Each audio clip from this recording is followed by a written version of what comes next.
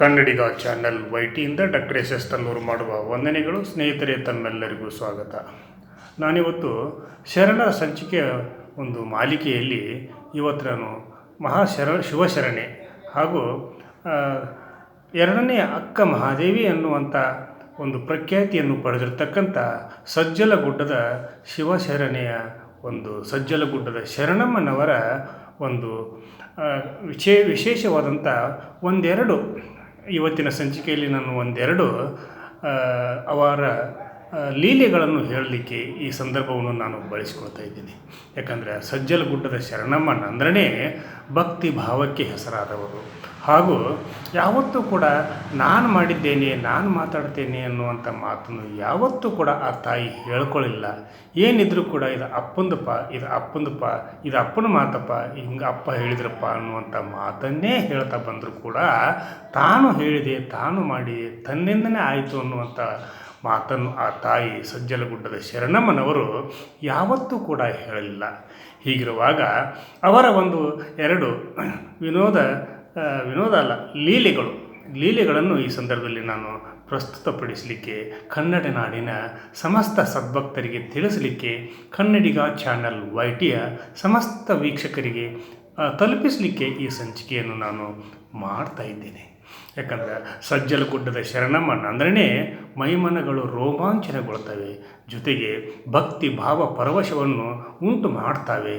ತಾಯಿಯ ನುಡಿಗಳನ್ನು ಕೇಳಿದಾಗ ಮೈಮನಗಳು ಪುಳಕಗೊಳ್ತವೆ ಅನ್ನೋದಕ್ಕೆ ಸಾಕ್ಷಿಯಾದಂಥ ಈ ವಿಚಾರಧಾರೆಯನ್ನು ನಾಡಿನ ಜನತೆಯೊಂದಿಗೆ ಹಂಚಿಕೊಳ್ಳುವ ಸದುದ್ದೇಶವನ್ನು ಹೊಂದಿರತಕ್ಕಂಥ ನಾನು ಇವತ್ತು ಆ ತಾಯಿಯ ಎರಡು ಲೀಲೆಗಳನ್ನು ನಿಮಗೆ ತಿಳಿಸ್ತಾ ಇದ್ದೀನಿ. ಯಾಕಂದರೆ ತಾಯಿ ಸಜ್ಜಲಗುಡ್ಡದ ಶರಣಮ್ಮನವರು ರಾಯಚೂರು ಜಿಲ್ಲೆಯ ಕುಷ್ಟಗಿ ತಾಲೂಕಿನ ಮುದೇನೂರು ಅನ್ನುವಂಥ ಒಂದು ಗ್ರಾಮದಲ್ಲಿ ಹಾಲು ಮತ ಸಮಾಜದಲ್ಲಿ ಜನಿಸಿರ್ತಕ್ಕಂಥ ಶಿವಶರಣೆ. ಇವರ ಮೊದಲ ಹೆಸರು ಯಮನಮ್ಮ ಅಂತೇಳಿ ಕರೀತಿದ್ರಂತೆ. ಆ ನಂತರ ಸಿದ್ದಮ್ಮ ಆಗಿ ಅವರು ರೂಪಾಂತರಗೊಳ್ತಾರೆ ಆ ಹೆಸರು. ಜೊತೆಗೆ ಆ ಹೆಸರುಗಳು ಅವರಿಗೆ ಕೊನೆ ತನಕ ಉಳಿಯೋದಿಲ್ಲ. ಆಮೇಲೆ ಅವರು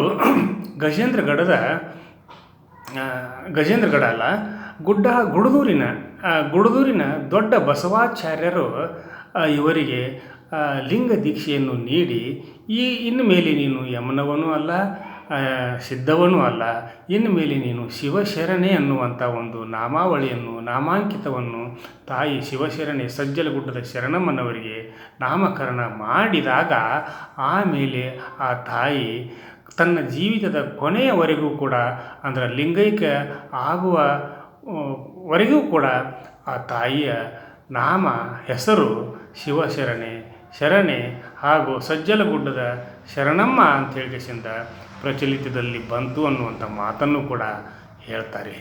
ಹೀಗಿರುವಾಗ ಅವರು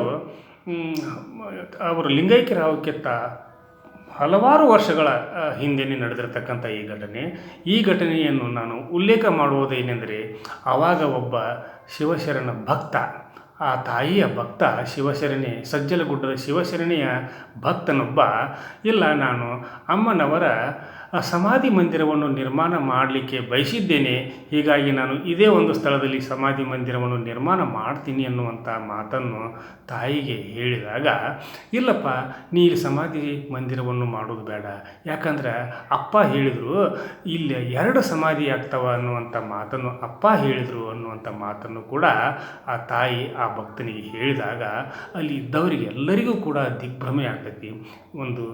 ಒಂದು ಕ್ಷಣ ಅವರು ಬೆವರಿ ಹೋಗ್ತಾರೆ.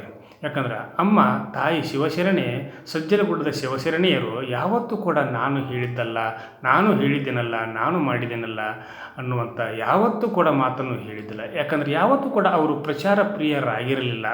ಈಗಿನವರಂತೆ ₹1 ಕೆಲಸ ಮಾಡಿ ₹1000 ಪ್ರಚಾರ ಪಡಿತಾರೆ. ಆದರೆ ಶಿವಶರಣೆ ಸಜ್ಜಲಗುಡ್ಡದ ಶರಣಮ್ಮನವರು ಯಾವತ್ತೂ ಕೂಡ ಪ್ರಚಾರ ಪ್ರಿಯರಾಗಿದ್ದಿಲ್ಲ.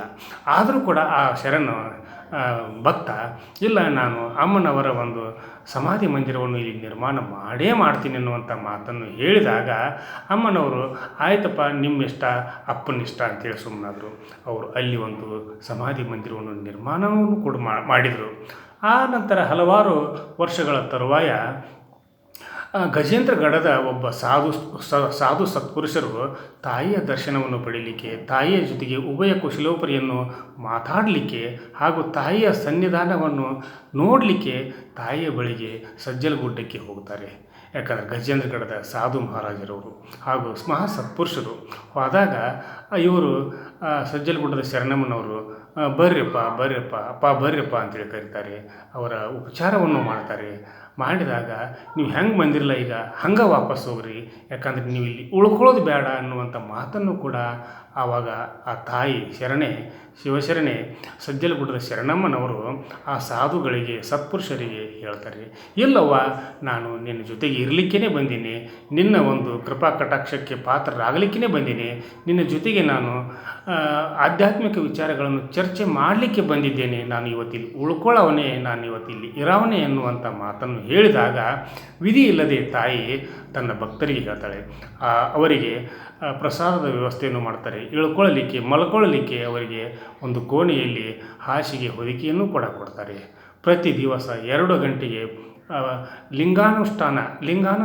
ಲಿಂಗಾನುಷ್ಠಾನವನ್ನು ಮಾಡ್ತಿರ್ತಕ್ಕಂಥ ತಾಯಿ ಶರಣಮ್ಮ ಆವತ್ತು 2 ಗಂಟೆಗೆ ಲಿಂಗಾನುಷ್ಠಾನ ಮಾಡುವಂಥ ಸಂದರ್ಭದಲ್ಲಿ ದಿಗ್ಗನೆ ಹೇಳ್ತಾಳೆ. ಎದ್ದು ಹೊರಗೆ ಬಂದು ನೋಡಿ, ಬೇಡಪ್ಪ ಇಲ್ಲಿ ಇರಬೇಡಪ್ಪ ಅಂತ ಹೇಳಿದರೂ ಕೂಡ ಇಲ್ಲಿ ಉಳ್ಕೊಂಡು ಬಿಟ್ಟೆಪ್ಪ ನೀನು, ಈಗ ನೋಡಪ್ಪ ಹೋಗಿಬಿಟ್ರಿ ಅನ್ನುವಂಥ ಮಾತನ್ನು ಹೇಳಿದಾಗ ಅಲ್ಲಿಯ ಸದ್ಭಕ್ತರು ಕೇಳ್ತಾರೆ, ಅವ್ವ ಏನಾಯಿತು ಅಂತ ಕೇಳಿದಾಗ, ಇಲ್ಲಪ್ಪ ಗಜೇಂದ್ರಗಢದ ಸಾಧುಗಳಿಗೆ ನಾನು ಹೇಳಿದ್ನಿ ಇಲ್ಲಿ ಇರಬೇಡ್ರಿಪ್ಪ, ನೀವು ಇಲ್ಲಿದ್ರೆ ನೀವು ವಾಪಸ್ ಹೋಗೋದಿಲ್ಲ ನಿಮ್ಮ ಊರಿಗೆ ಅನ್ನುವಂಥ ಮಾತನ್ನು ಹೇಳಿದರೂ ಕೂಡ ಅವರು ಕೇಳಲಿಲ್ಲ. ಆದರೂ ಕೂಡ ಇಲ್ಲೇ ಉಳ್ಕೊಂಡ್ರು. ಈಗ ಅವರು ದೇಹ ತ್ಯಾಗ ಮಾಡಿದಾರೆಪ್ಪ ಅಂತ ಹೇಳಿದ್ರಂತೆ. ಆವಾಗ ಅಲ್ಲಿಯ ಭಕ್ತರು ಓಡೋಡಿ ಹೋಗಿ ಬಾಗಿಲನ್ನು ತೆರೆದು ನೋಡಿದಾಗ ಆ ಸಾಧುಗಳು ದೇಹವನ್ನು ತ್ಯಾಗ ಮಾಡಿದರು. ಆವಾಗ ಅದೇ ಸಮಯದಲ್ಲಿ ಅಲ್ಲಿಯೇ ಅವರ ಸಮಾಧಿಯನ್ನು ಕೂಡ ನಿರ್ಮಾಣ ಮಾಡಿದರು. ತದನಂತರ ಇನ್ನೊಂದು ಲೀಲೆ, ಅವರು ಇಳಕಲ್ಲಿಗೆ ಒಮ್ಮೆ ಬಂದಿದ್ದರು. ಬಂದಾಗ ಕೆಂದೂಳಿ ರಾಜಣ್ಣ ಅನ್ನೋರೊಬ್ಬರು ಅಲ್ಲಿ ಫೋಟೋಗ್ರಾಫರ್, ಆ ಫೋಟೋಗ್ರಾಫರ್ ಇದ್ದಾಗ ಇಲ್ಲ ಅಮ್ಮನೂ ಒಂದು ಫೋಟೋ ತೆಗೆದ್ರಾಯ್ತು ಅನ್ನುವಂಥ ಸಾಕಷ್ಟು ಪ್ರಯತ್ನವನ್ನು ಮಾಡಿದರೂ ಕೂಡ ರೀಲಿನಲ್ಲಿ ಅಮ್ಮನವರ ಭಾವಚಿತ್ರ ಮೂಡಲಿಲ್ಲ. ಕೊನೆಗೆ ಅವರು ಕೇಳ್ತಾರೆ, ಅಮ್ಮನನ್ನೇ ಕೇಳ್ತಾರೆ, ಅವ್ವ ಮತ್ತು ನಾನು ನಿನ್ನ ಫೋಟೋ ತೆಗಿಬೇಕಂತ ಮಾಡಿದ್ರು ಕೂಡ ನಿನ್ನ ಫೋಟೋನ ಬರವಲ್ಲು, ನಾ ಏನು ಮಾಡಲಿ ಅಂತ ಕೇಳಿದಾಗ, ಈ ಮೂಳನ ಫೋಟೋ ಎದಕ್ಕೆ ಬೇಕಪ್ಪ, ಮೊದಲು ಅಪ್ಪನ ಫೋಟೋ ಮಾಡಿರಿ ತೆಗೀರಿ, ಆನಂತರ ಈ ಮೂಳನ ಫೋಟೋ ಬರವಲ್ತಕ್ಕ ಅಂತಂಥೇಳಿ ಅಲ್ಲಿ ಅನ್ನದಾನಿ ಶಿವಯೋಗಿಗಳ ಒಂದು ಚಿತ್ರವನ್ನು ಕೈಯಲ್ಲಿ ಹಿಡಿದುಕೊಂಡು ಅದಕ್ಕೆ ದಾರವನ್ನು ಕಟ್ಟಿ ಕೋಲಿನ ಮೇಲೆ ಅದನ್ನು ಹಿಡಿದುಕೊಂಡು ಕುಳಿತಾಗ, ತೆಗಿರಪ್ಪ ನೀವು ಈ ಫೋಟೋ, ಮೊದಲು ಅಪ್ಪಾರ್ದು ಬರಬೇಕು, ಆನಂತರ ಈ ಮುಳುಂದು ಬರಬೇಕು ಅನ್ನುವಂಥ ಮಾತನ್ನು ಹೇಳಿದಾಗ ಆವಾಗ ರಾಜಣ್ಣನವರು ಕ್ಲಿಕ್ ಮಾಡಿದಾಗ ಆ ಫೋಟೋ ಬಂತು. ಈಗಲೂ ಕೂಡ ಆ ಫೋಟೋವನ್ನು ನಾವು ನೋಡ್ಬೋದು. ಹೀಗಾಗಿ ಈ ತಾಯಿಯ ಹಲವಾರು ಲೀಲಾವಳಿಗಳನ್ನು ನಾನು ಮುಂದಿನ ಸಂಚಿಕೆಯಲ್ಲಿ ತರಲಿಕ್ಕೆ ಬಯಸಿದ್ದೇನೆ. ಕನ್ನಡಿಗ ಚಾನಲ್ YTಯಲ್ಲಿ ಬರ್ತಿರ್ತಕ್ಕಂಥ ಪ್ರತಿಯೊಂದು ಸಂಚಿಕೆಗಳು ಸತ್ಯವಾಗಿರ್ತವೆ ಅನ್ನೋದಕ್ಕೆ ಈ ಸಂಚಿಕೆಯು ಸಾಕ್ಷಿ. ಆದ ಕಾರಣ ಪ್ರತಿಯೊಬ್ಬರು ಕೂಡ ಈ ಸಂಚಿಕೆಗೆ ಸಬ್ಸ್ಕ್ರೈಬ್ ಮಾಡಿರಿ, ಶೇರ್ ಮಾಡಿರಿ, ಲೈಕ್ ಮಾಡಿರಿ, ಕಮೆಂಟನ್ನು ಮಾಡಿರಿ. ಜೊತೆಗೆ ಈ ಸಂಚಿಕೆಯನ್ನು ಪ್ರತಿಯೊಬ್ಬ ಭಕ್ತರಿಗೂ ಕೂಡ ತಲುಪಿಸ್ರಿ ಅನ್ನುವಂಥ ಒಂದು ಕಳಕಳೆಯ ವಿನಂತಿಯೊಂದಿಗೆ ಇವತ್ತಿನ ಸಂಚಿಕೆಯನ್ನು ಇಲ್ಲಿಗೆ ಮುಗಿಸ್ತೀನಿ. ನಾಳಿನ ಸಂಚಿಕೆಯೊಂದಿಗೆ ತಮ್ಮ ಜೊತೆಗೆ ಹಾಜರಾಗ್ತೀನಿ. ಅಲ್ಲಿವರೆಗೂ ನನ್ನ ನಮಸ್ಕಾರ.